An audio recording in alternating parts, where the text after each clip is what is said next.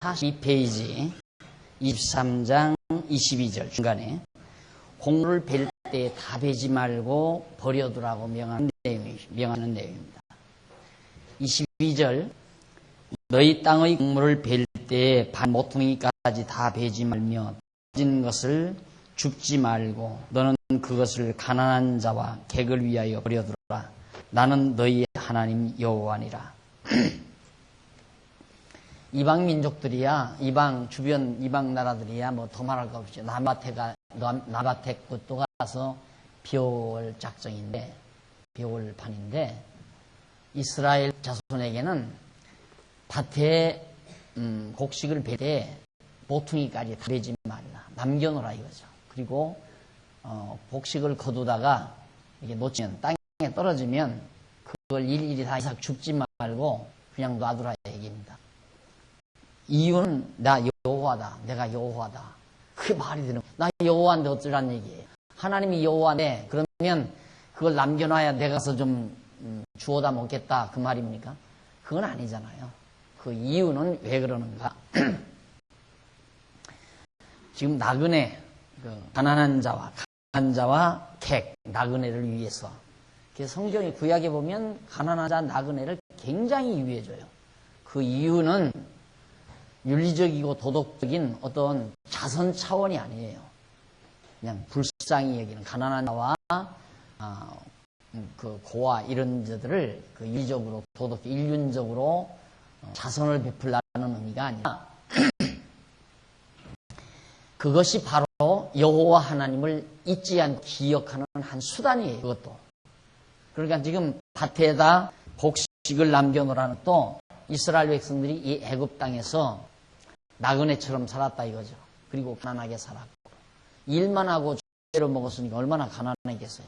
가난한 자와 나그네, 이방 민족으로서 나그네로서 살았다 이겁니다. 그러니까 너희 이 땅에 들어가서 농사하거들랑 나그네를 위하고 가난한 자를 위해서 곡식을 버려두지 말고 그냥 놔둬라. 이유는 그들이 주워다 먹기 위한 건데 왜 그걸 남겨놓으라는 얘기인가? 나는 너희를 애굽 땅 종되었던 집에서 인도하여 내나다. 그러니까 너희도 과거에 애굽 땅에서 나그네였고 가난한 자였다 이거죠. 그걸 기억하라 그 말. 그러니까 애굽에서 종살이 했을 때 그 모습을 너희들이 잊지 않고 기억하는 한 여기에서 인도하여 내신 여호와 하나님 잊지 않고 기억해서 경외하며 섬긴다는 얘기죠. 그러니까 오늘 우리들도 마찬가지예요. 정말 우리가 과거에 죄에 매여서 죄의 종로로 타며 살 때 괴로워하고 고통스러워하던 때 그걸 항상 우리들이 기억을 해야죠. 그러니까 이제 오늘의 이 죄에서 자유함을 얻은 기쁨을 잃지 않게 되니까요. 그러니까 우리 장로님 중에 한 분이 우리 교인들을 가끔 한 번씩 대치동을 모시고 갔다 와야 한다고 그러더라고요. 대치동 그 다음에 우리 전에 신앙생활한 거기 가서 보아야 가서 청소 좀 깨끗이 해야 되겠구나. 우리 집 잘 보관하고 애껴야 되겠구나. 유리창 하나도 좀 닦아야 되겠구나. 거기서 굉장히 오랜 세월 보내거든요. 오랜 세월 보내는데 천정이 낮아가지고 사람은 꼭 쳤지. 그래서 천정을 확 좀 뜯고 그냥 올리면은 약간 더 올라갈 수 있어요. 그걸 몇 번 시도하고 했는데 우리 집이 아니니 못했잖아요. 돈도 돈이지만 그게 우리 집이었으면 벌써 그거 뜯고 정리를 하고 새로 수리도 했을 거예요. 또 막 인테리어도 하고. 그런데 우리 집이 아니니까 유리창도 그냥 막고 천정도 그냥 뭐 쥐가 돌아다니면서 마라톤 하다가 그냥 편리한 대로 볼일 다 보고 그냥 다 그린다 그냥 놓고 샀거든요. 그걸 우리 집이 아니니까 가서 그걸 보아야 우리 집에 대한 귀함도 알고 소중히 청소도 하고 관리해야 되겠다는 마음이 살아난다는 거죠. 인간의 인시의 한계가 그거예요.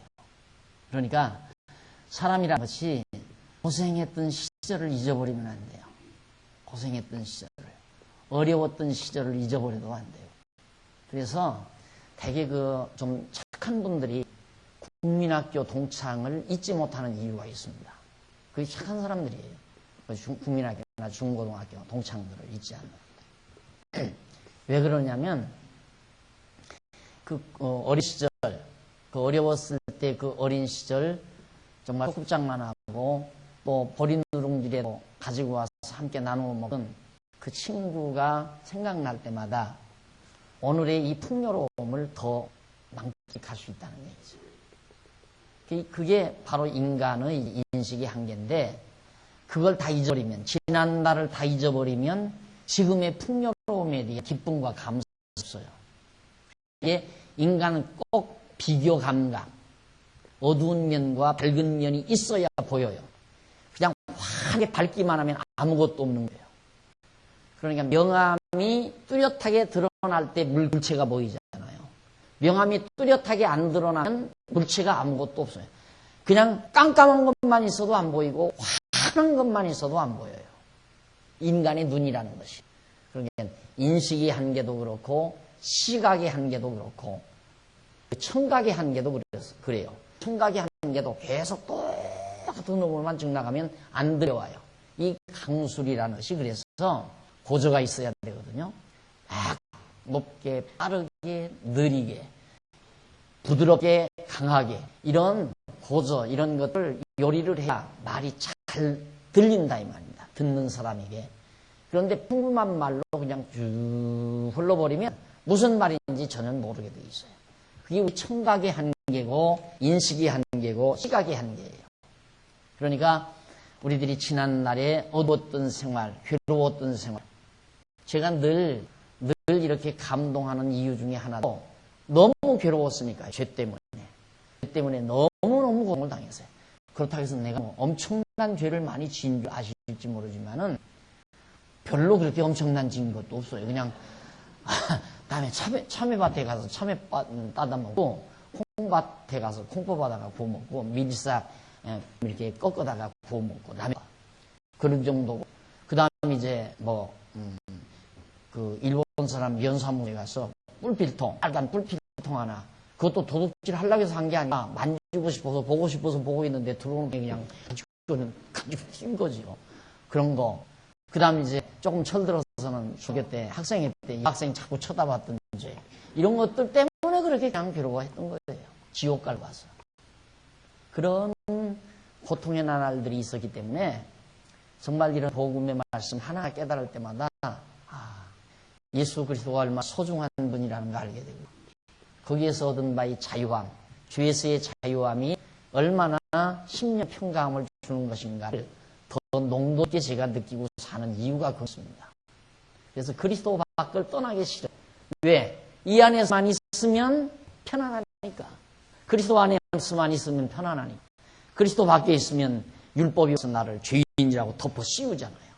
그러니까 그리스도가 그렇게 좋고, 그리스도의 품이 좋고, 그리스도와 함께 더불어 산다는 것이 편안하고, 거기에 진정한 참 안식이 있고, 이런 것들을 느낄 수 있는 것이 그런 비교 감각 때문에 그렇다고 말입니다. 그래서 항상 하나님께서는 그렇게 이스라엘 백성들로 하여금 여기를 기억하게 하는 거예요. 동생활했던, 애굽에서 종로로 된 때, 그리고 광야에서 40년 동안 했을 때, 했던 때, 그걸 잊지 않고 항상 기억하게 하려는 것. 그래서 서린도 그런 말을 했잖아요. 눈모래빵을 먹어보지 못한 자는 진정한 참 행복을 모른다고. 그러니까 그게 바로 인식의 한계예요. 우리의 느낌의 한계도 그렇고. 결국 하나님께서는 이처럼 가나안 땅의 기쁨과 평강을 고도로 승화시키기 위해서 이스라엘 백성들로 하여금 이렇게 아주 치명적인 애굽에서의 종로로, 광야에서 40년 동안의 방황, 이런 것들을 하나님께서 겪게 하시는 것이다. 이런 걸 생각하면, 제가 어제 편지 한 장을 받았거든요. 이제 편지 한 장을 받았는데 참 인간적으로 보기에는 도저히 정말 견디기 힘든 어려움을 겪으신 분이죠. 몇 번 전화를 통화하려 하다가 통화를 못하고 급기야 붓을 들어놓으라면서, 때로는 다 머리로는 알겠다, 알지만은 실제 부딪혀온 현실은 하나님이 나를 꼭 이렇게만 해야 하셨는가, 왜 그러셨을까, 이해되지 못할 때마다 너무너무 괴로운 때가 많다고 그런 얘기하면서 그러나 목사님 가르침을 마음에 품고 이기려고 노력하면서 이렇게 오늘 하루하루를 유지해 갑니다 하는 편지를 보내왔더라고요. 네. 나도 솔직히 전화를 몇 번 하려고 전화기를 들었다가 전화를 못했어. 왜? 말로 그게 안 되겠더라고요. 그래서 언젠가 시간이 되면 좀 쫓아가서 적당한 시기에 쫓아가서 좀 위로를 해주고 싶은 그런 마음을 지금도 가지고 있습니다만은 갑자기 젊은 나이에 아내가 갔잖아요. 말씀 잡고 교회를 위해서 수고하고 정말 설립에 온몸을 다 힘을 다했던 그런 가정에 아내가 말씀 안에서 같이 살던 아내가 후연히 떠나버렸으니 얼마나 힘들겠습니까? 예, 사실 위로는 다른 거 없죠. 뭐. 하나님이 우리를 어두운 날 주는 이유가 밝은 날의 기쁨을 알게 하려는 거예요. 어두운 날의 고통을 모르면 밝은 날 기쁨도 몰라요. 그래서 어두운 날과 밝은 날, 곤고한 날과 형통한 날을 오늘 우리에게 주시는 것. 이게 바로 하나님에 대한 선물이죠. 따지고 보면. 그런 의미에서는 사실 젊어서 고통과 고난을 겪고 나이 들어서 밝은 날을 산다는 참 좋죠. 그러나 젊어서 밝은 날을 살고 나이 들어 어두운 날을 살게 되면 참 힘들지 않겠어요. 그래서 이 사람들이 경험학적으로 젊은 날의 고생은 사서라도 한다 하는 말을 한 듯 싶어요. 참 소중한 거죠. 그래서 난 아이들한테도 가끔 그런 얘기를 해요.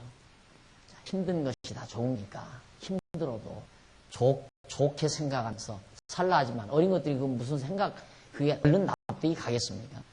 얼른. 그런데 고백을 하는데 은행에서 이 고백을 하는데 힘들 때 되니까 하나님이 의지가 되더래요. 힘들다 싶으니까 하나님이 의지가 되더래요. 그래서 그게 다 배워간 거다 하네 그런 생각을 했는데 말을 했는데 우리는 자꾸 아이들을 편안하게만 기르면 좋은 줄로 알잖아요. 그런데 그 아이에게서 엄청난 행복을 느끼는 감각을 빼앗는 행위입니다. 그러니까 정말 고난을 겪을 때는 고생할 때는 시컷 고생도 하게 만들고 기쁨이 있을 때는 기쁠 수 있는 감정도 가지게 만든다. 이것이 매우 중요한 거라고 생각합니다. 음악도 그러잖아요. 음악도 고저가 있어야 맛이잖아요. 다 높은 소프라노만 하면 재미가 없잖아요. 아주 낮은 베스나 낮은 톤의 베스음이나 아주 높은 톤의 소프라노 같은 것들이 조화를 이뤄서 하모니를 이루어서 아름다운 음색을 만들어내듯이 우리의 인간 삶도 그래요. 어두운 날과 곤고한 날이 조화를 이루어서 삶의 맛을 느끼게 한다. 우리의 삶의 맛을. 그러니까 지금 좀 어둡다고 생각하는 분이 있어요. 낙심하지 말고 맛을 느끼세요. 그것도 하나의 맛입니다. 쓴맛도 맛이고 단맛도 맛입니다. 쓴맛을 모르는 사람은 맛을 모르고 단맛 모르는 사람은 역시 또 쓴맛을 모르는 거죠. 그래서 맛도 서로 조화를 이루어야 진리를 알듯이 모든 삶도 역시 그렇기에 하나님께서 이처럼 곤고한 날을 이스라엘 백성들에게 주시고 이 땅에 들어서 평안을 누리며 살 때에 이 날들을 잊지 않고 기억해서 하나님 여호와를 항상 경외하며 섬기게 하려는 것이 하나님의 교육 방법이었다라는 걸 깊이 명심을 하시면 우리의 삶의 철학 속에 이런 하나님의 섭리의 원리가 깊이 다가오게 될 것입니다. 이런 것들 하나하나가 이런 내용 하나하나가 내 삶을 지탱할 수 있는 저력을 만들어내요. 꼭 잊지 말고 명심을 해 가시기를 바랍니다. 그리고 나아가서 743페이지 거기 보면 23장 23절 25절까지 7월 1일을 안식일로 삼아 화제를 또 드리라고 그러죠.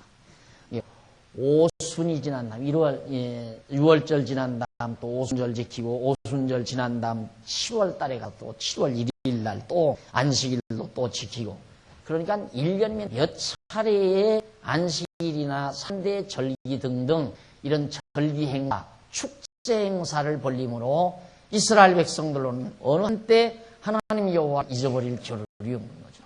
그런데다가 매 안식일을 지켜야 하고 이게 참 그런 거 보면 인간의 기억력도 그 일주일과 밀접한 관계가 있는 것 같아요. 그런 거 보면. 내가 이 신앙 지도를 딱 하면서 보면 이게 매주일날 정상적으로 이제 출석을 해서 말씀을 듣고 주의를 소위 뭐 그렇게 지킨다기보다도 주의를 빠지지 않고 지켜가는 분들은 신앙생활에 고르게 잘 성장을 해요. 그런데 움푹짐푹한 분들이 있죠. 한 번 나왔다가 한두 번 안 나오고, 한 번 나왔다가 한두 번 안 나오고, 그러다 보면 한 달에 한 번쯤 나오다가 그 다음 두 달에 한 번쯤 나오다가 이쯤 되면 그냥 나가 떨어지고 말아요. 이게 벌써 하는 부분이 자주 있게 되면 저는 그때부터 포기를 해요. 저는 언젠가는 병들겠다. 저는 언젠가는 나가겠다. 왜? 인간의 기억력이라는 게 그렇게 되어 있어요. 잊어버리게 돼요. 자꾸. 그래서 매주일마다 모여서 아는 것과 믿는 성들이 함께 모인 거 성회라고 그랬잖아요. 거룩한 무리들의 모임. 그게 성회란 말이거든요. 거룩한 성도들이 함께 모여서 정말 우리의 삶의 문화를 만들어가는 거 아니에요. 같이 식사하고 같이 담소하고 차를 마시고 그리고 내가 사랑하는 귀여운 아이들을 가르치고 또 부축해주고 봉사해주고 이런 삶을 통해서 항상 하나님 여호와를 죄와 사망에서 건져내신 여호와 하나님을 잊지 않고 살아가는 삶 자체가 내 마음의 평강을 유지하는 가장 중요한 부분이란 말입니다. 그 여호와 하나님을 잊어버리게 되면 이제 욕심이 발동되게 되고 욕심 발동되게 되면 자꾸 생각이 딴 데로 돌아가고 딴 데로 돌아가게 되면 이제 세속화돼 버리고 그러다 보면 이제 하나님 잊어버려서 한동안 이제 한 바퀴 돌아가지고 세월만 다 낭비하는 거예요. 그것이 보편적으로 성도들의 삶의 모습 같아요. 이게 어떤 분은 한 바퀴 도는데 10년 걸리는 분도 있고 5년 걸리는 분도 있고 어떤 분은 20여 년씩 걸리는 분도 있고 이게 뭐 일단 돌면 시간 걸리게 돼 있어요. 한 바퀴 돌면. 이게 다 시간 낭비거든요. 이 돌고 나오면 이제 완벽해지죠. 한 바퀴 돌고 나오면 이제 그다음부터는 좀 가속화 같아요. 그런데 그런 것이 없는 분 자칫 잘못하게 되면 이제 태만하게 되고 그래서 점점 교회 생활에 느슨한 생각을 가지게 되면 하나하나 하나님 여호와에 대한 생각을 잊어버리게 돼요. 근데 구약 시대는 생각해 보십시오. 매일 여기에서 제사를 드리지 그리고 1년에 몇 차례씩 이런 절기를 지키지 매 안식일마다 안식을 지키지 또 절기 말고 또 뭐 각각 또 매월 초하루 보름에 우리나라에서는 초하루 보름에 뭐 이거 하듯이 이스라엘 백성들도 그게 있었단 말입니다. 그렇게 늘 하나님 앞에서 이런 절기 축제 행사를 벌이기 때문에 이렇게 하라는 대로만 하면 이스라엘 백성들이 하나님 여호와 잊어버릴 리가 없죠. 그런데 이렇게 하라는 대로 하지를 않고 아까 말한 대로 이들이 하는 대로 이방 사람들이 하는 대로 이들이 생활 문화를 받들여서 그들의 삶과 얼버무려 가지고 그들의 문화 속에 젖어버리게 되면 애굽 땅에서 종되었던 집에서 인도하여는 걸 까마득하게 잊어버리고 말이죠. 그럼 이거 잊어버리게 되면 하나님 여호와도 잊어버리게 돼요. 그렇게 되면 이제 마음의 평강도 없어져 버리고 결국 자기 좋은 대로 자기 욕망대로 세상을 살 수밖에 없는 그것이 바로 이스라엘 백성들의 모습들이었습니다. 그래서 하나님께서는 꼭 7월 1일에도 또 안식일로 지키라 하는 얘기를 거듭 강조하고 있죠. 그 다음 이제 23장 26절로 32절 밑에 부분에 보면 10월 10일에 속죄일에 화제를 드리는 글이에요. 10월 10일 때는 속죄일이죠. 완전히 속죄일. 죄를 속한 일인데 대제사장이 이 지성소에 1년 한 번 딱 들어가는 날이에요. 그러니까 가장 최고의 골드타임이죠.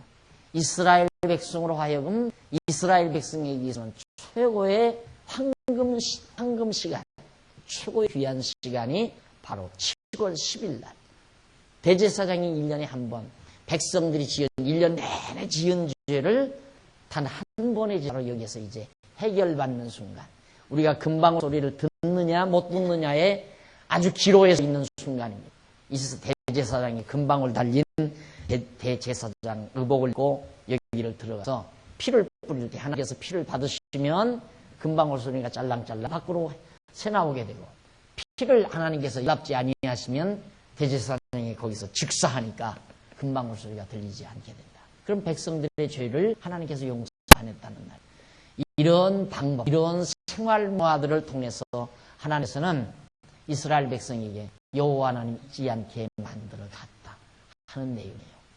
그러니까 결국 내가 늘 강조하는 얘기지만 우리 성도들이 가장 중요한 것은 범사에 여호와 하나님을 인정하는 거예요.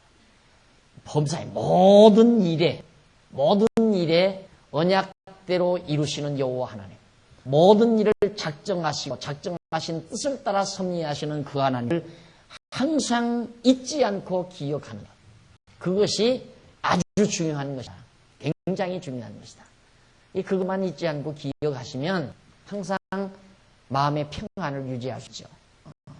아까 내가 말한 대로 갑자기 아내가 내 곁을 떠나간 그 집사님처럼 하나님이 그렇게 하셨지, 하나님 정하신 뜻인데 뜻인지라 낸들 어떻게 하겠습니까? 이거죠. 하나님이 그렇게 정해놓으신 걸 난들 어떻게 하겠습니까? 그러나 하나님이 왜 그렇게 하셨는지 그 질문에 자기가 한번 빠져들 때면 견딜 수가 없다는 얘기예요. 왜 그렇게 하신 건 더 좋게 하려고 이 말을 쉽게 할 수 없잖아요. 내가 전화해야 되고 집사님 하나님이 더 좋게 하려고 했어요. 이 말을 어떻게 그냥 전화해다 대고 해요. 그래서 무서워서 전화를 솔직히 못해서 전화 한 통화를 해주고 싶어요. 우리가 얘기하면서 진지한 얘기를 나누다가 이래서 하나님은 더 좋게 하시기 위하여 이렇게 다 해가시는 겁니다 해서 당신 스스로가 가신 분은 가신 분대로 더 좋은 거고, 안 그래요? 근데 전화에다 대고 가신 분은 더 좋아, 당신은 나가야지, 이럴 수가 없잖아요. 가신 분이야 좋죠. 또 가신 분은 왜? 이 세상 태어나지 아니한 자가 더 좋다고 전도서에 나오잖아요.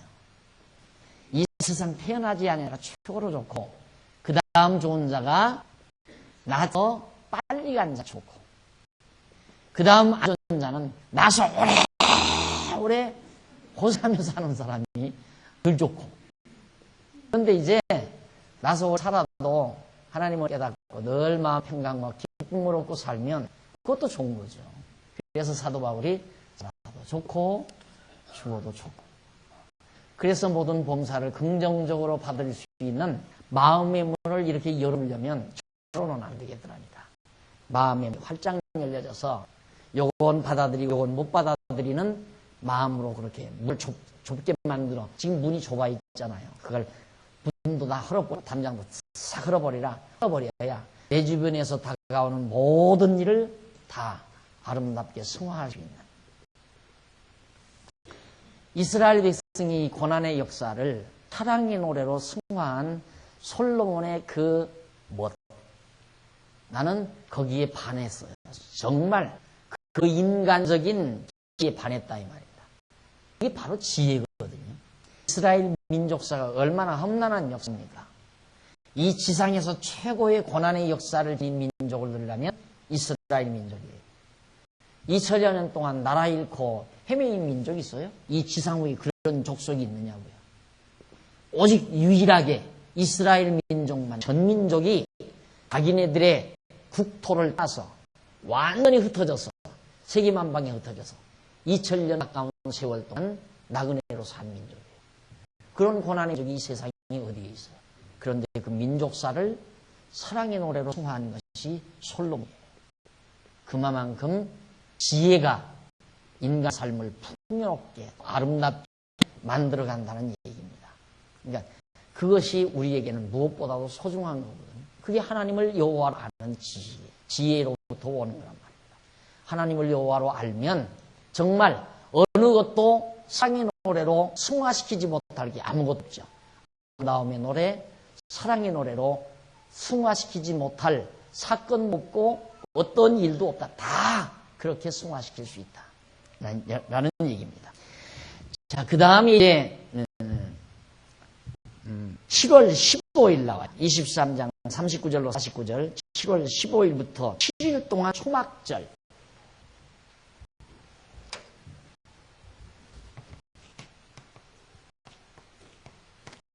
이 초막절을 지켜요. 자, 거기 보면 33절로 36절 초막절을 7일 동안 지켜요. 여호와께서 모세에게 일러갔을 때 이스라엘 이스라엘 자손에게 고하여 이르라 10월 15일은 초막절이니 여호와를 위하여 7일 동안 지킬 것이라. 첫날에는 성에 있을지니 너희는 아무로도 하지 말지며 7일 동안에 너희는 화제를 여호와께 드릴 것이요 제8일에도 너희에게 성회가 될 것이며 화제를 여호와께 드릴지니 이는 거룩한 대화. 너희는 아무 노동도 하지 말지니라. 이는 여호와께서 모세로 하여금 이스라엘 자손에게 초막절에 대한 규례를 명하시는 내용이다. 초막절은 7월 15일인데 이스라엘 백성이 애굽에서 나올 때 초막에 거한 것을 기념한 절기라 하여 붙여진 명칭이다. 초막절. 나는 이 초막절 요 사건을 보면서 저 어느 때를 이렇게 기억을 했느냐면 어린 시절, 소년 시절에 성탄절이 가까우면 제일로 이제 그 흥분되는 부분이 어디냐면 그 산에 가서 이제 소나무 가지를 꺾어다가 이 문을 만들어요. 이거예요. 아주 축하문이죠.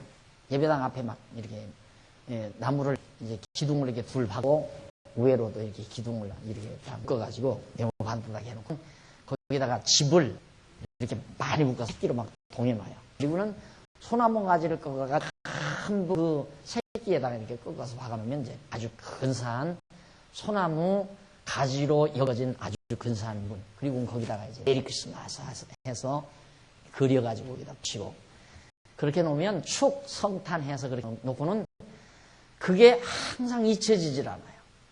그러니까 지금 요즘 아이들도 내가 또 이제 요즘 아이들은 길러보니까 그래서 여름이 되면 저희들 방이 다 있는데도 어렸을 때 아이들이 어렸을 때 기어코 텐트를 마당에다 치고 마당에서 자겠다는 거예요. 아이들이 텐트를. 그래서 몇 번 텐트를 마당에다 쳐가지고 마당에서 재운 여자아이들을 재운 일이 있다. 좋아가지고 좋다 이거예요. 그렇게 하는 게. 그러니 이스라엘 백성에게 생각해 보십시오. 1년에 한 차례씩 갑자기 나무가지를 꺾어다가 초막을 지어놓고 가족들이 거기에서 한 일씩 살았으니까 이게 얼마나 정말 인상 깊은 삶의 문화였겠는가. 아버지 오늘은 왜 이렇게 초막을 아들도 했을 거고. 그럴 때 이제 가르치는 거죠. 우리들이 과거 애굽에서 400년 동안 우리 조상이 종노릇 했단다. 그래서 나왔는데 광야에 거처할 곳이 없어가지고 그때 초막으로 집을 짓고 우리가 거처했단다. 그래서 이걸 잊지 말고 하나님 이걸 꼭 이 초막절을 지키라고 해서 우리가 이렇게 하는 거다. 그래서 하나님 여호와를 이스라엘 자손에게 잊지 않고 기억해서 경외하며 섬기게 하려는 그런 삶의 문화라니까요. 얼마나 멋있어요. 얼마나. 지금도 우리들이 자꾸만 제가 그래서 이 교회를 통해서 이 예배당을 하나님이 주셨는데 우리 여기다 문화를 만들자 이거예요. 우리의 삶의 문화를. 예수를 그리스도로 고백하고 하나님을 여호와 신앙하면서 경외하며 섬기는 이런 우리 성도들의 삶의 문화가 이 공간 속에 이 공간을 통해서 많이 만들어지도록 그렇게 자꾸만 이제는 우리에게 규범은 없잖아요. 우리들 좋은 대로 하나님 여호와 경외하며 사는 그런 삶 속에서 만들어지는 아름다운 문화면 뭐든지 다 될 수 있다 이 말이죠. 뭐든지. 예를 들어서 구역별로 글쎄 뭐 이 말하면 또 아이디어가 생각나서 하실 분이 있을지 모르죠. 구역장이 예를 들어서 이번 토요일에는 우리 구역식을 몽땅 가서 예배당 가서 자면서 맛있는 건 내가 해서 대접하고 하룻밤을 즐기면서 같이 우리 성도 계절을 나눠야 되겠다. 그럼 구역장이 그거 한 5대 식구 다 몽땅 나온들 한 10대뿐 내지 한 20분 될 거야. 아이들까지 다 나와도. 그 구역장이 몽땅 돈 그저 20만 원 털어서 밀가루를 사든가 쌀을 사든가 콩을 사든가 음식에서 저녁 먹고 아침은 라면 하나 간단히 때우면 되는 거고 이런 식으로 해서 그런 어떤 성도들과의 아름다운 친교의 삶이 매주 토요일마다 아니면 다른 날도 좋죠. 이렇게 해서 뭔가 생활하는 기쁨, 삶의 기쁨, 훈훈함, 따뜻함 이런 것들을 우리 성도들이 느끼면서 여호와 하나님을 잊지 않고 경외하며 사는 삶을 만들어간다는 거. 꼭 보세요. 직장인들 매 토요일마다 오늘은 내가 사 하고 데리고 가요. 내가 사 하고 그리고 딱 가가지고 우리가 술값 딱 내놓고 그냥 파티 벌리잖아요. 고부라지게 2차 3차 노래방 그 다음 가서 디스코텍 한바탕 풀고 그렇게 살아가는 그 맛에 사람들이 직장 생활하는 거라 이래요. 그것도 어떻게 살겠어요? 그러듯이 오늘 우리 믿는 성도도 그런 어떤 아름다운 문화를 만들어감으로 우리 대대손손 자녀들이 여호와 하나님을 잊지 않고 기억하면서 사는 것이 훨씬 더 즐겁고 아름답다는 느낌을 받도록, 그래서 잊지 않고 늘 여호와를 경외하면서 사는 삶이 이어지도록 한다는 것은 바로 우리에게 주어지는 지혜라고 그렇게 생각을 합니다. 그런데 이걸 강요는 할 수 없잖아요. 기쁨으로 해야 되니까. 그러니까 그걸 자꾸 머리를 짜야 돼요, 서로가. 근데 내 머리에서 다 나와버리면 내가 다 하라는 얘기나 똑같은 거니까 가능만 하면 여러분들의 머리에서 여러분이 구상해서, 그래서 요즘에 오남존 모의가 부부쌍쌍해가지고 매주일마다 늦게까지 남아요. 늦게까지 남아가지고 한 번은 두부, 생두부를 막 김이 물씬물씬 나는 생두부를 막 한 박스 갖다 놓고 김치에다가 그걸 먹고 즐기는데, 나도 그걸 얼마를 먹으나 몰라요. 너무 맛있어가지고. 돈 얼마 안 들잖아요. 그렇죠? 그 두부, 그냥 생두부 그거 한 박스 산들 몇 푼이나 돼요. 김치 그거 뭐 매주일마다 배 먹고 남는 거. 지난번에도 김치가 남아가지고 이만큼씩 싸가지고 그냥 준 줄 알았더니 청년들이라 그냥 가져가라니까 아무도 안 가더래요. 그래서 1,000원씩 받는다니까 다 가져갔대요. 이상하지? 어떻게 돈 1,000원씩 받는다니까는 가져가, 그냥 가져가라니까 안 가져가요? 돈 1,000원씩 받아가지고 자기들 이 다음 청년들 수고했으니까 한번 파티하기 위해서 파티 자금으로 쓴다고 그러더라고요. 그러니까 그런 것들이 얼마나 우리 반 만들어가는 문화들이에요. 그래서 각 구역마다, 각 속회마다, 또 각 지역마다, 각 부서마다 이 정말 아름답게 어떤 생활 속에서 우리 그리스도인들이 즐기며 사는, 즐겁게 사는 그런 삶의 문화를 만들어가는 것이 무엇보다도 중요하다. 근데 너무 기독교가 제도화되고 희식화되고 딱딱해져 버렸어요. 여기 오면 숭엄해야 되고 조용해야 되고 무릎 꿇어야 되고 항상 굶어야 되고 그다음 울어야 되고 긴장을 해야 되고, 이게 기독교인 줄 안다 이 말이에요. 그거 아니에요. 정반대, 완전한 정반대. 이제는 하나님께서 우리 죄와 사망의 법에서 얹어서 광야의 고난의 삶도 다 겪게 했잖아요. 여러분들 몇 년 동안 이 인간 생활 속에 많은 겪으며 살지 않았어요. 이제 가나안 땅 두는 거나 다름없어요. 그리스도 안에 사는 거니까. 그럼 기쁘고 즐거워야 되잖아요. 기쁘고 즐겁게. 우리 정말 함께, 혼자는 즐거울 수가 없어요. 함께 해야 돼요. 즐거움은 함께 해야 돼요. 여럿이 해야 되고. 그래야 즐거운 거 아니에요. 근데 인간의 타락성이 자꾸만 함께보다는 나 혼자. 그래 개인주의로 자꾸 흘러가거든요. 뭐 좋은 것도 나 혼자라고 하지만 안 그래요. 나 혼자로는 재미가 없어요. 여럿이 해야 즐겁고 재미있지. 그래서 정말 신앙생활을 이제 활달하게 그렇게 할 생각들을 적어도 성도대학을 공부하시는 여러분이라면 자꾸 생각을 바꿔야 돼요. 우리들의 지난날의 삶의 그 어떤 고질식한 구태의연한 삶의 모습에서 탈피해서 아주 그냥 화끈하게 전혀 다른 모습으로 우리 그리스도인들만이 즐길 수 있는, 안 믿는 사람들 모이면 화투장 벌써 돌아가잖아요. 믿지 않는 친구들 음식점에 가면 벌써 담요 깔아놓고 화투 나오잖아요. 그럼 우리 믿는 사람들이 모이면 뭔가 나와야 되잖아요. 모이면 기도해? 다 같이 통성 기도하자. 그게 문화다. 그래서 바로 하나님께서는 저처럼 이스라엘 백성에게 너무 즐겁게 살 수 있는 이 초막절 참 재밌을 것 같아요. 상상만 해도 너무 재밌을 것 같아요. 딱딱한 집 속에서만 살다가 푸른 나무까지 집져놓고 그 안에서 가족들끼리 먹었으니, 여러분 한때 여름에 텐트 가지고 밖으로 나가는 이유가 뭐예요? 좋은 집 두고 왜 그 비싼 몇 억대 나가는 아파트 놔두고 무 때문에 들가에 나가서 그래. 텐트 치고 거기에서 가족들이 사느냐 이 말이에요. 다시 또 텐트 또 나올 거예요. 요즘에는 콘도로 다 들어가는 편리함을 따라서. 근데 재미가 없잖아요. 텐트로 들어가서 개울가에서 우물 파놓고 거기 솟아난 우물에다가 밥 씻어서 건너에다가 밥해서 그 먹는 재미가 얼마나 재미가 있나요? 텐트 요즘에 너무 편안만 추구하다 보니까 콘도로 가가지고 할 일 없으니까 온천에 나갔다가 또 할 일 없으니까 화장이 나돌리고 또 할 일 없으면 낮잠이나 자고 그러다가 오는 거지. 안 그래?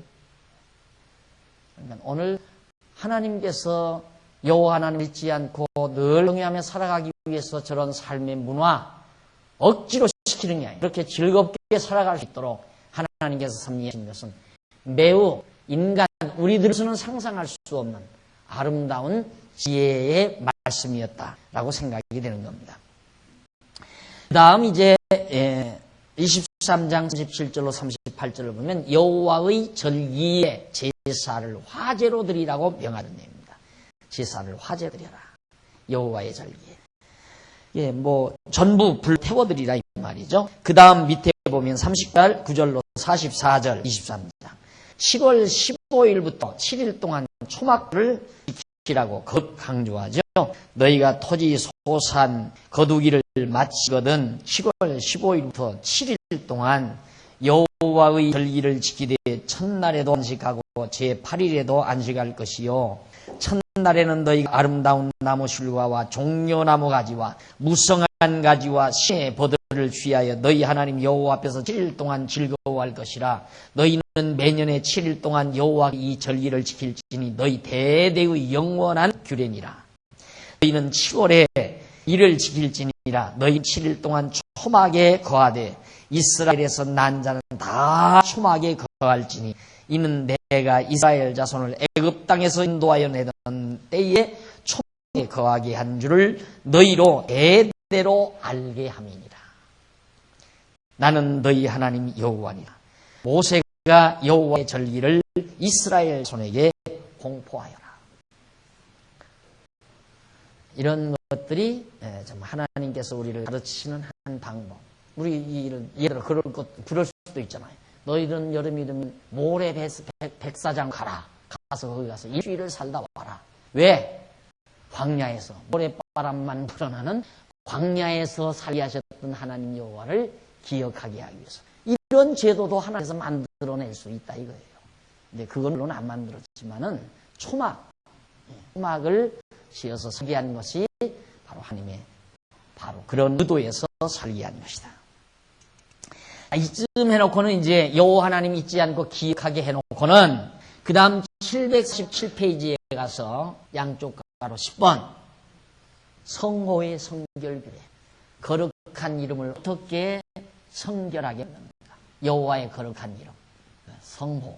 여호와의 이름입니다. 그러니까 너희들이 기록한 여호와의 이름을 성결케 하는 규례가 뭔가? 첫째, 24장 1절로 4절에 보면 모세에게 감람류로 등잔불을 항상 켜라고 했습니다.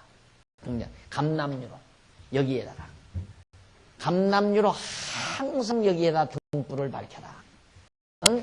여기 이 지성소에 있는 여호와 이름, 성호죠.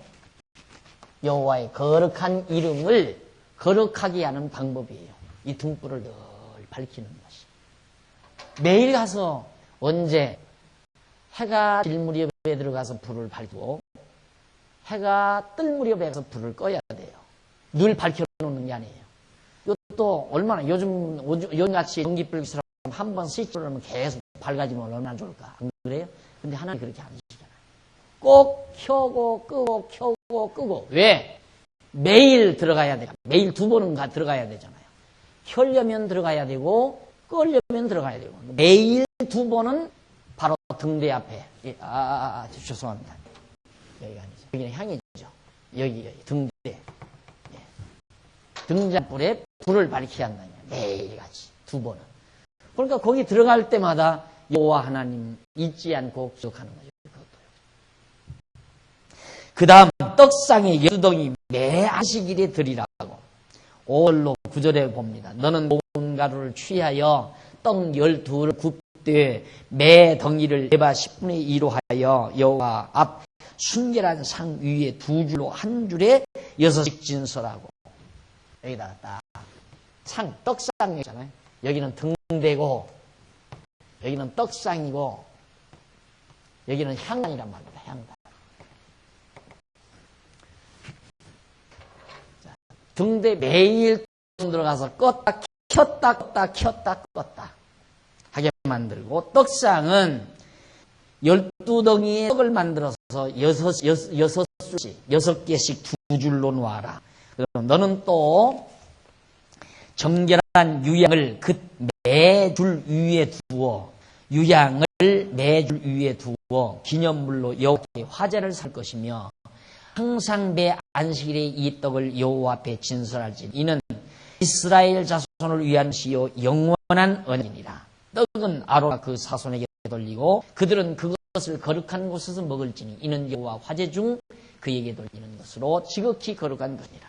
이것은 매 일주일마다 한 번씩 2줄로 항상 떡을 놔라. 여기는 매일 2번씩, 여기는 일주일마다 한 번씩 갈아 놔야 돼요. 만약에 여기에 썩은 떡이 그대로 있으면, 근데 마지막 이제 말라기서에 보면 문화원진 성전을 다시 지고 제사를 드리는데 떡을 한 번 갖다 놔가지고 얼마 동안 그냥 놔뒀는지 다 곰팡이가 슬고 다 썩어버렸어. 그런데도 안 먹는 거예요. 그러니까 여호와 하나님을 잊어볼 수밖에 없죠. 이거 한 번 이거 빼빼 말라가지고 다 곰팡이 썩어버렸다. 그럴 수밖에 없죠. 인간이 진정한 내용을 모르면 뭐 갖다 놔도 그냥 그대로 들어가져오는데 뭐를 또 갖다 놓고 하냐. 이런 식으로만 생각해버리면 의미가 없잖아요. 여기도 등불도 뭐 만날 또 켰다 껐다 먹을 거 있냐. 전기불 하나 딱 밝혀놓으면 항상 켜있을 건데 그렇게 생각할 거 아니에요. 그건 하나님께서 시킨 의미를 몰라서 그러는 거예요. 하나님은 이 불을 그 자체가 중요한 것도 아니고 또 이 자체가 중요한 게 아니에요. 그렇게 함으로 얻어지는 그 이면의 인간들, 백성들이 하나님을 잊지 않게 만드는 그 의미가 중요한 거죠. 그래서 거듭 말씀드리지만은 여호와 하나님을 잊어버리지 아니하는 것이 가장 중요하다. 그래서 오늘 우리는 이제는 뭐 등불 밝히는 거나 떡상 갖다 놓은 거나 향불 피는 거 이런 걸로만 여호와 하나님 기억하는 게 아니라 우리는 범사에 모든 일에 앉는 일, 일어서는 일, 자는 일, 깨는 일, 먹는 일, 일하는 것 모든 범사에 어떤 일이든 노는 일까지 다 범사에 여호와 하나님을 인정하는 것. 아, 하나님이 나로 하여금 이 일을 하게 하셨구나. 이렇게 인정하는 거죠. 내가 오늘 예를 들어서 어느 친구를 만났다. 하나님께서 이 친구를 만날 수 있도록 준비해 놓았구나. 이런 생각. 나도 이렇게 재밌는 일 하나 있었거든요. 또 재밌는 일이 있었는데 그러면서 야 하나님께서 나에게도 이런 일을 다 또 준비해 주셨구나. 진짜 나 그런 생각도. 진짜가 아니라 늘 그러고 살죠. 그렇게 살아야 되잖아요. 우리는. 모든 범사에 그를 인정하니까 어떻게 내한테 또 이런 일이 다 있냐고요. 그러니까 범사 궁금하죠? 안 읽어줘요.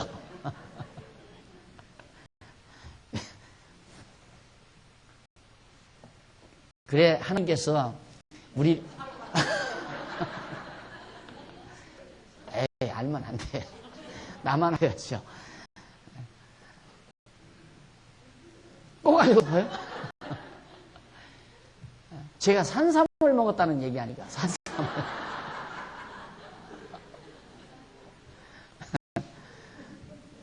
참 놀란 일이 다 있어요. 진짜. 모든 일에 하나님을 인정하고 산다. 여호와 하나님을 인정하고 산다는 것이 가장 건실한 그리스도의 사람, 하나님의 사람. 신앙생활에는 다른 거 하나도 없어요. 어떤 일을 하든 하나님을 인정하라. 범사에. 그게 바로 이 모든 규례의 목적이니까. 레위기 방대한 지금 몇 달을 배워요. 레위기를. 이 방대한 모든 내용의 하나의 목적이 뭐냐면 나 잊지 말라. 어떤 나 애굽 땅 종되었던 집에서 인도하여 주신다. 어떤 하나님 과거에 고생하게 하신 하나님, 과거에 망하게 하신 하나님, 과거에 방황하게 하신 하나님, 과거에 병들게 하신 하나님. 그걸 다 기억하라는 거예요. 오늘 몸이 건강한 것도 지난날에 병들었던 데서 나를 건강하게 하신 하나님. 오늘 밥 먹고 살기 하신 상황 속에서도 과거에 가난해서 먹지 못하고 살게 하셨던 그 하나님. 이거 다 늘 모든 범사에 그 하나님 여호와를 인정하고 사는 것이 레위 전체를 확실하게 깨닫는 사람이에요. 그 사람.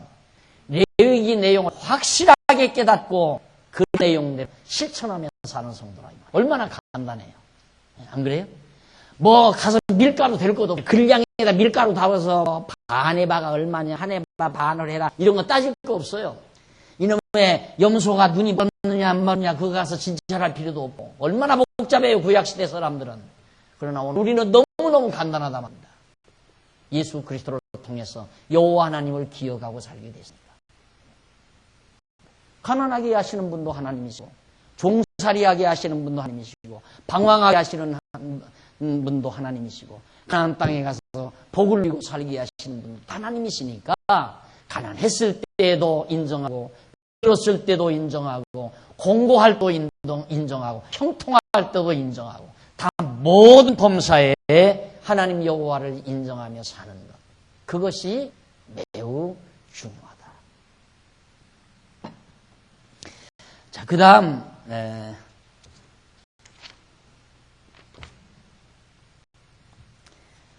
748페이지에 보면 24장 10절로 16절 밑에 여호와의 이름 회방한 자를 돌로 쳐죽이라. 여호와의 이름을 회방했다. 회방 그건 있을 수가 없죠. 어디 여호와의 이름을 회방을 해요. 이스라엘 여인의 아들이요 그 아비는 애굽 사람 된 자가 이스라엘 자손 중에 가서 한 이스라엘 사람과 진중에서 싸우다가 그 이스라엘 여인의 아들이 여호와 이름을 회방하여 저주함으로 무리가 끌고 모세에게로 가니라. 그 어미의 이름은 슬로밋이요 단지파 디브리 딸이었더라. 그들이 그를 가두고 여호와의 명령을 기리더니 여호와께서 모세에게 일러 가라사대 저주한 사람을 밖에 끌어 그 말을 들은 모든 자로 그 머리에 안수하게 하고 온 회중 그로 그를 칠지니라. 너는 이스라엘 자손에게 고하여 이르라. 누구든지 자기 하나님을 저주하면 죄를 당할 것이요 여호와의 이름을 회방하면 그를 반드시 죽일지니 온 회중이 돌로 그를 칠 것이라. 외국인이든지 본토인이든지 여호와의 이름을 회방하면 그를 죽일지니라. 간단히 여호와의 이름을 잊어버리면 영혼이 죽어요. 영혼이 숨이 막혀요. 우리 지금 현재 우리 성들은 영적으로 죽어간다 이 말이에요. 여호와의 이름을 회방하면 항상 여호와의 이름을 기억하고 생각하고 범사의 그를 인정하는 그것이 곧 우리의 생명의 힘입니다. 그 다음 이제 24장 17절로 23절 749페이지 중간 조금 내려가 보면 남에게 행하거나 손상을 입힌 대로 갚으라고 명하는 데입니다. 남에게 행하거나 손상을 입힌 대로. 자, 그러니까 이제 여기서는 사람을 쳐 죽인 자는 반드시 죽일 것이요 짐승을 쳐 죽인 자는 짐승으로 짐승을 갚을 것이며 사람이 만약 그 이웃을 상하여서 그 행한 대로 행할 것이요 이는 이루 같고 행한 대로 갚아. 그건 바로 죄를 그대로 보상하는 방법을 말하는데 거기 보면 조금 내려가서 750페이지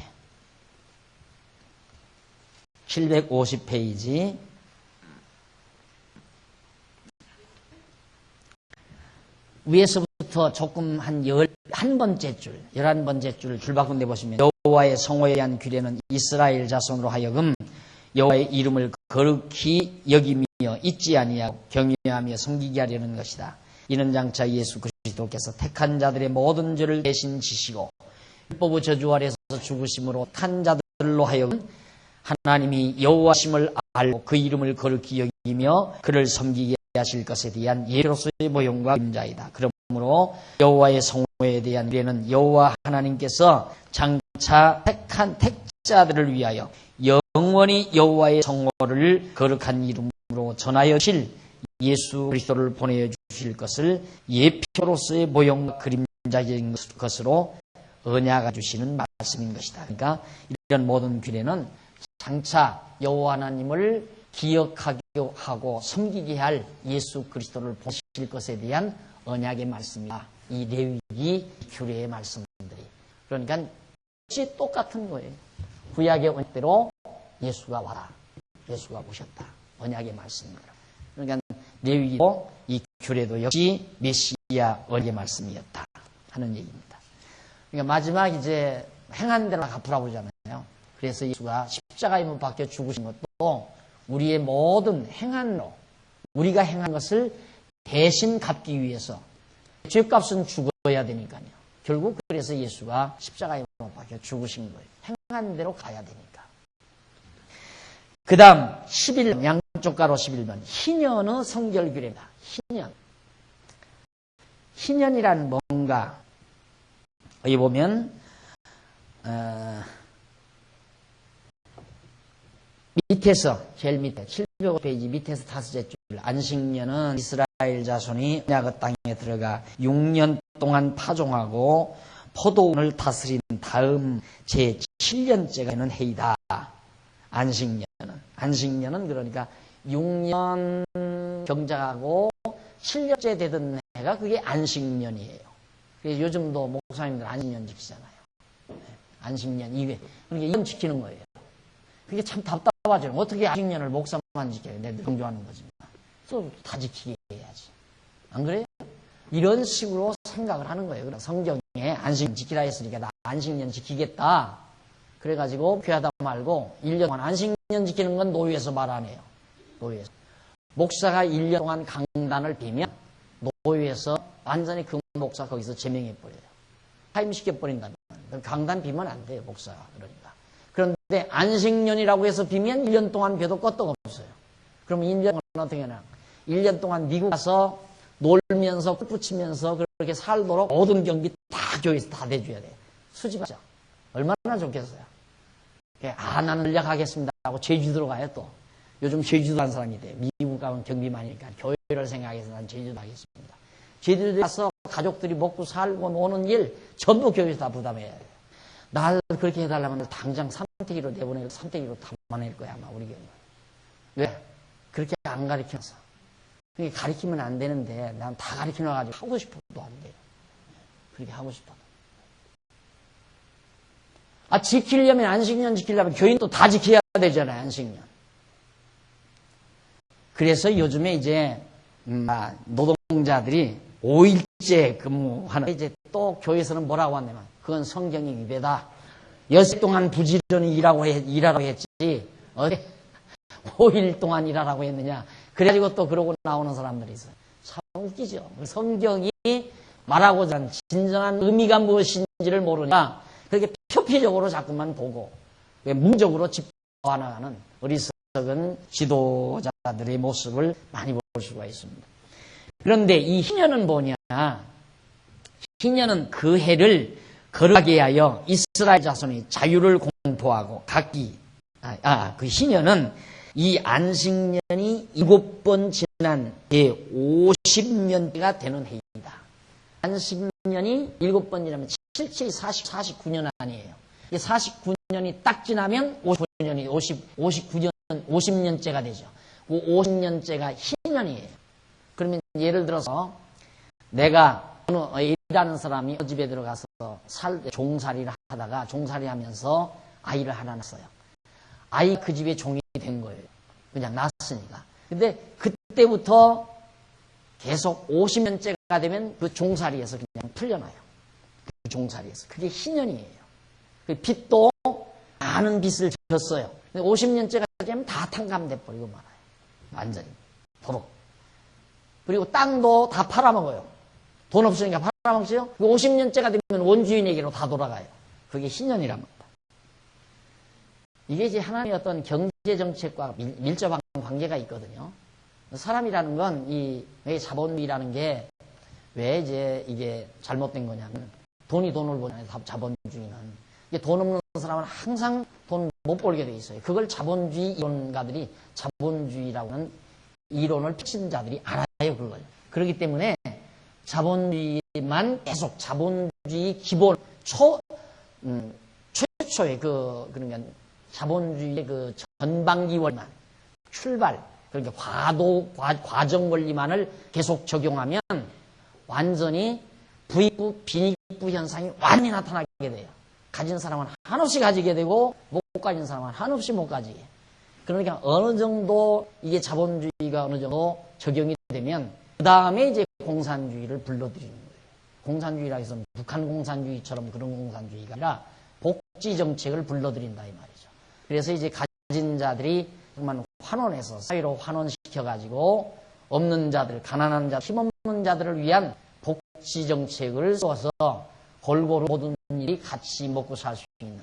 이게 어차피 공산이라고 하는 목표를 향해서 가는데 공산주의는 아예 처음부터 공산주의를 해버리는 거고 자본주의는 처음에 이건 내 거다 내 거다 해서 내 거라고 일단 미끼를 부어가지고 아 내 거다 막 열심히 하잖아요. 그래서 몽땅 벌어놓으면 나눠 먹어라. 안 나눠 먹어? 안 나눠 먹으면 뺏을 거야? 때릴 거야? 그러면 이제 나눠준다 이 말이야. 그 어른들이 그러잖아요. 다 이게 형제들이 나눠줬는데 아 큰형이 제일 많이 가르쳤다 이거야. 너 주워. 동생 좀 줘. 안 줘? 너 매 맞아. 이리 와. 똑같은 원리예요. 이게 부모가 자녀들을 기르래. 동생들하고 나눠 먹어. 안 나눠 먹어. 이건 내 거야. 그러면 매 맞아. 이리 와. 종아리 걷어. 강압적으로 나눠주게 만들잖아요. 강압적으로 법을 만드는 거예요. 법을. 그래서 이제 상속세, 상속세를 모두 한 80%, 90%.